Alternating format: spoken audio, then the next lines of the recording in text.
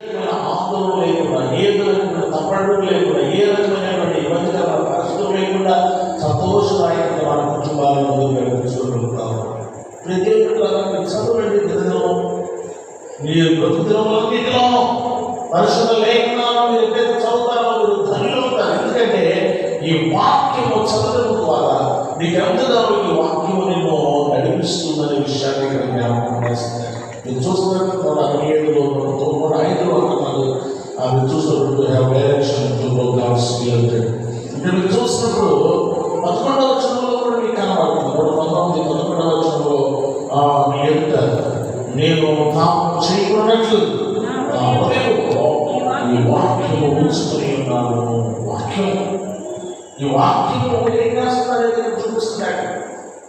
దేవుడు కదా, నీ వాక్యము నాకు నెమ్మదినిచ్చేది, నీ వాక్యము నా పాదములకు దీపము, నా త్రోవలకు వెలుగు. అంతేకాకుండా మీరు చూస్తున్నప్పుడు నేను పాపం చేయకున్నట్లు నీ వాక్యం ఏం చేస్తున్నారో ఉంచుకుంటున్నాను. టు షేక్ యువర్ సెల్ఫ్, ఏమంటే యువర్ లైఫ్ కరెక్ట్లీ అనే విషయాన్ని జ్ఞాపకం చేస్తాం. కరెక్ట్లీ అంటే మన జీవితాన్ని అంటారా మరి దిద్దుకోవడానికి చాలా చక్కటి మాట్లాడారు. మిమ్మల్ని మీరు దిద్దుకోవడానికి దిద్దుకోవడానికి మాట్లాడే మాట అదే, నేను పాపం చేయకున్నట్లు అంటాడు.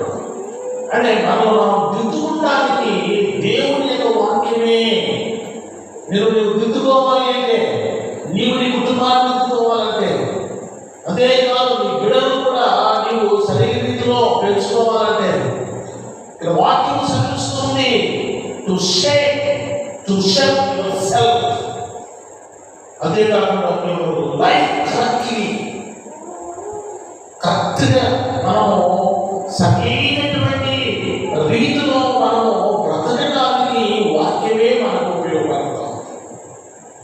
మీరు దిద్దుకోవాలి అంటే దిద్దుబాటు చేసేది వాక్యం. ఇక్కడ అంటున్నాడు, నేను పాపం చేయకుండా కరెక్ట్ చేసుకోవడానికి, ఏ తప్పులు చేయకుండా ఉండాలి అంటే నీ వాక్యమే. నేను తప్పు చేయకుండా ఉండటం నీ వాక్యాన్ని ఎక్కడ చూడమన్నా హృదయంలో చూస్తున్నాను. హృదయంలో వాక్యం ఉంటే తప్పు చేయదు, పాపం చేయదు.